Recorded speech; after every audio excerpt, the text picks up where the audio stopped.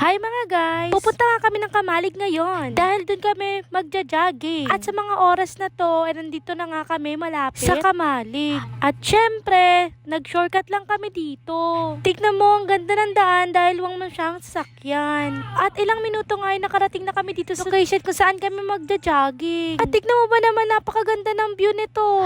Tignan mo, talaga mag-walking muna tayo. At tara, mag-stretching muna tayo. Talagang dapat mag-stretching muna tayo bago tayo mag-start magtakbo, no? Syempre, hindi naman pwedeng tatakbo tayo agad. Dapat may stretching muna tayo, no?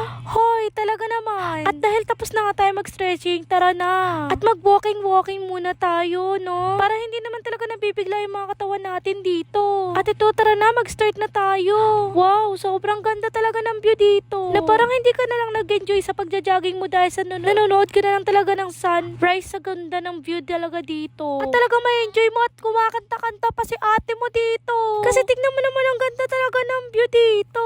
Nadaanan pa nga namin tong isang swimming pool dito sa Kamalig, Bulacan. Nantilignan ko naman na 259 entrance dito sa isang araw. Napakaganda pero parang feel ko pang kids lang talaga siya. At ito na nga talagang tumakbo na talaga ako. Ito talaga sinusulit ko yung mga pawis ko na nagtataktakan dito. Tignan mo na kung gaano kadaming pawis ko dito.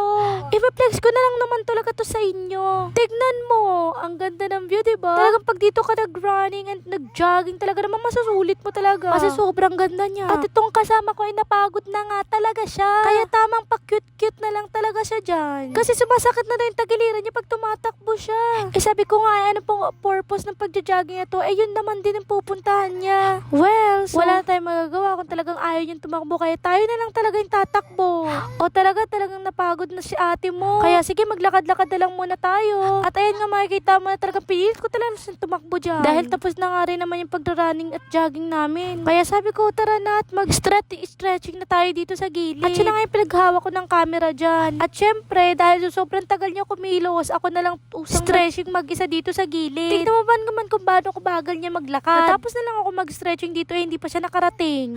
Ay nako, talagang inaantay ko na lang talaga siya. Sobrang tagal niya maglakad. At syempre, dahil tapos nga ako mag-jogging, talaga mag-stretching na ako dito para uwi na lang ako. Talaga naman pinagpupursige ni ate mo. Tignan mo naman kasi yung pawis ko dyan, talagang sinulit ko na talaga. Well, minsan na lang magpapawis, kaya sulit-sulitin na. So ayan, ganyan nga yung pag-stretching pag talagang gusto mo mawala yung bilbil mo. At dahil nga ang tagal-tagal niya, ayan na ipag-join na rin siya sa akin sa pag-stretching dahil tapos na rin siya. At pagkatapos nga nito, ay nagpahinga-hinga lang naman kami ng mga ilang minuto. Dahil pagtapos namin mag-jogging, tamang stretching, pahinga, tas uwi na. Eh kaso, may nadaanan kami ditong Tianggian na nakita namin na ang mumura ng mga tinda ng mga ukay nila dito.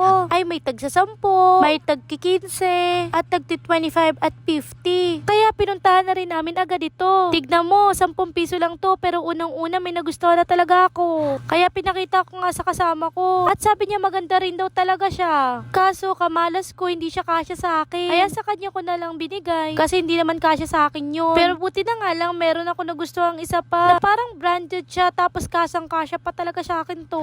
So ito na nga yung susutin ko, no?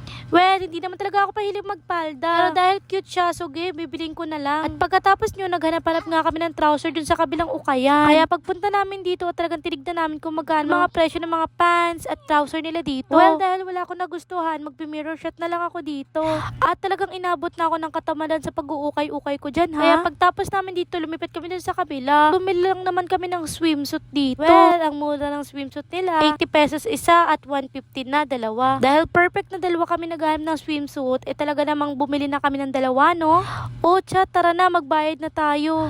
At dahil tapos na nga tayo magbayad, tara, nag-aya na naman ako pumunta dun sa kabila. Baka kami tapos dito, nag-aya na ako sa kabilang ukayan. So, tara na nga. Hala, si ate, grabe siya makatingin sa akin. Dahil pinakita kong ice candy dito, mukhang masarap. Talagang bumili na lang talaga kami. 15 pesos nga to, pero ang sarap-sarap at sulit na talaga siya. Eh, dahil nga gusto ko yung purple, bumili ako ng purple at siyang sambuko salad. At syempre ako magbabayad niyan, no? At pagtapos na nga natin dito, pumunta tayo dun sa kabila. Bumalik kami dun sa isang ukayan kung saan mura yung mga swimsuit. Well, perfect, kasi nakakuha talaga ako ng mga murang damit dito. Pagtapos namin at napagod na kami, ikot-ikot dito, tara na, umuwi na tayo, no? But na tayo ng siyam-siyam sa pag-ikot-ikot dito. At grabe ang init-init na talaga, kaya tara na, umuwi na tayo. At dahil nga kayo magmamaneho, talagang dapat pabitbitin ko tong kasama ko. So tara na, umuwi na tayo. tayo dahil sobrang sakit na ng init sa balat. At ang dami-dami nga palang talagang tao dito pag linggo. Kaya ano pang inaantay nyo? Tara na! Sobrang daming sasakyan at sobrang daming tao din dito pag linggo. Para ba namang hindi dadami ang tao dito dahil sobrang daming murang mga bilihin dito. Lalo na yung mga ukay. Ako, talagang mabenta yan dito. Kaya ano pa, tara na, let's go. Dahil nga nadaanan ko to, bumili na rin ako ng pangkulin ng buhok ko, no? Syempre gusto ko naman ng bagong new look. Sobrang bilis nga lang naman namin makahanap dito ng pangkulay ng buhok. Ay na parang hindi na naman siya nakainom ng gamot.